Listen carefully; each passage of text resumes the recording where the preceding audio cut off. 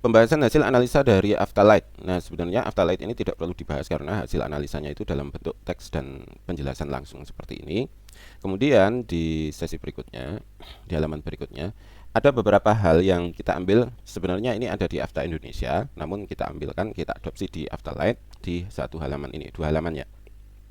Dan ketika Anda merasa kok ini kurang puas, kurang, oh ini enggak saya gitu ya, ini bukan saya, Anda bisa upgrade ke Afta Indonesia karena Afterlight ini hanya hasil Afterlight ini hanya sekitar 20% dari Afta Indonesia.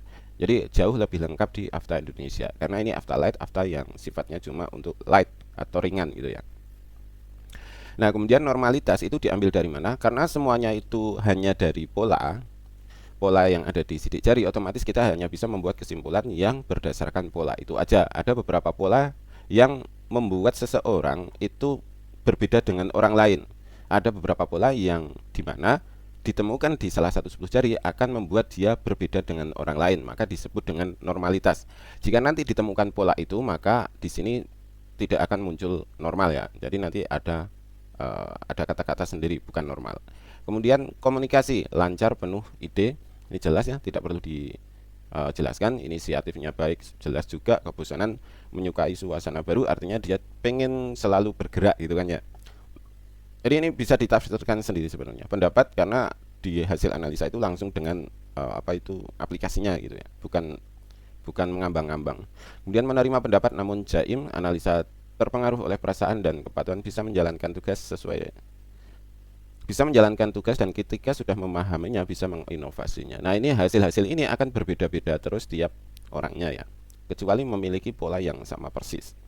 Kemudian berikutnya ada tipe belajar. Di sini langsung diberikan cara belajarnya gimana, metode belajarnya gimana. Nah, ini ada auditor, nah ini kata kuncinya itu, kemudian pemecahan masalah dan seperti itu juga. Dan setiap orang nanti akan beda-beda hasilnya. Diskusi dan sampai ke cara teknisnya pun sudah diberikan langsung dengan bentuk teks. Jadi intinya ini tidak perlu dijelaskannya. Kemudian bisa langsung dibaca sendiri. Untuk jurusan SMA itu sebenarnya jurusan SMA ini ya ini untuk referensi aja ya. Misalnya mau ke IPS gitu, kok ini sedang ya ke IPS aja. Jadi ini hanya untuk referensi saja, tidak karena kita masih belum menghitung ATD-nya ya. Kita belum menghitung ATD-nya. Misalnya kok IPA ini sangat menonjol. Kalau misalkan kok Anda itu ragu mau ke IPA atau enggak, silahkan nanti analisa Afta Indonesia. Nanti akan terukur lebih akurat daripada Afterlight ini. Kemudian berikutnya adalah kecerdasan majemuk. Nah, di sini misalkan intrapersonal itu sudah ada penjelasannya lebih lengkap di sini. Nah, seperti itu. Intinya adalah intrapersonal itu hubungan dengan dirinya sendiri. Ada intrapersonal dan interpersonal. Intrapersonal itu hubungan dirinya sendiri. Jadi dia pengen bangun jam 3 pagi, pengen saya harus melakukan ini. Nah, dia akan mau melakukan itu. Nah, karena di sini terdeteksi sedang, maka dia harus didorong, butuh dorongan. Ayo lakukan ini, ayo lakukan ini. Jadi kalau intrapersonalnya sedang, itu butuh dorongan.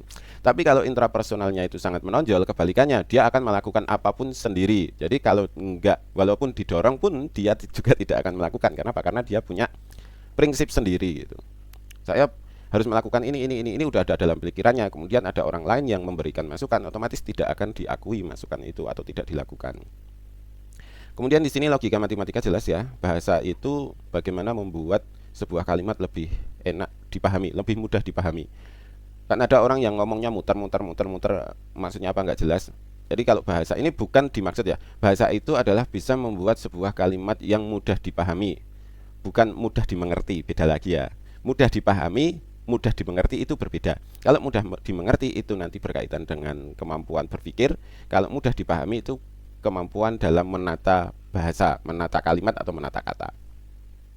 Interpersonal adalah bagaimana dia bisa membawa diri di dalam sosial atau berada di masyarakat atau bersinggungan dengan orang lain. Jadi interpersonal itu adalah kemampuan di mana dia bisa berada di dalam sosial manusia atau bersama orang lain dalam grup gitu.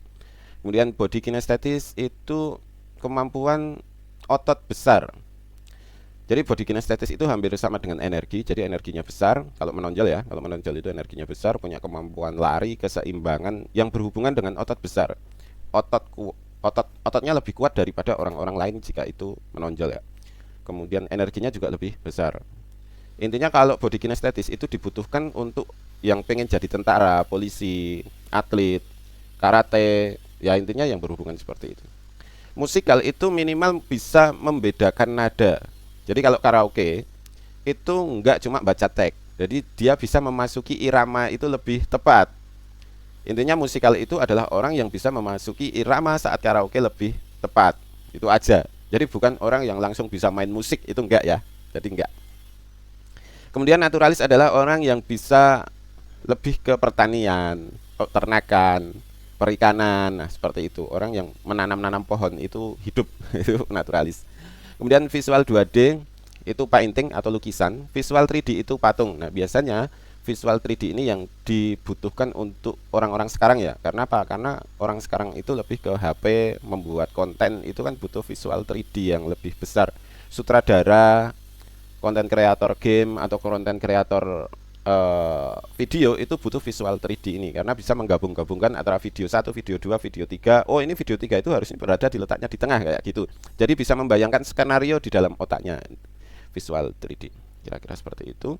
Kemudian untuk berikutnya ini langsung dalam bentuk teks, jadi tidak perlu dibahas ya, tidak perlu karena ini nanti akhirnya beda-beda.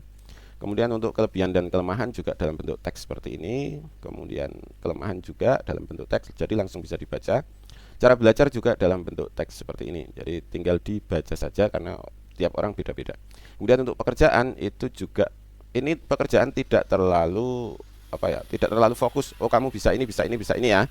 Kalau pengen lebih fokus, lebih detail bisa ke Afta Indonesia ya, ke hasil yang lebih lengkap. Kira-kira seperti itu.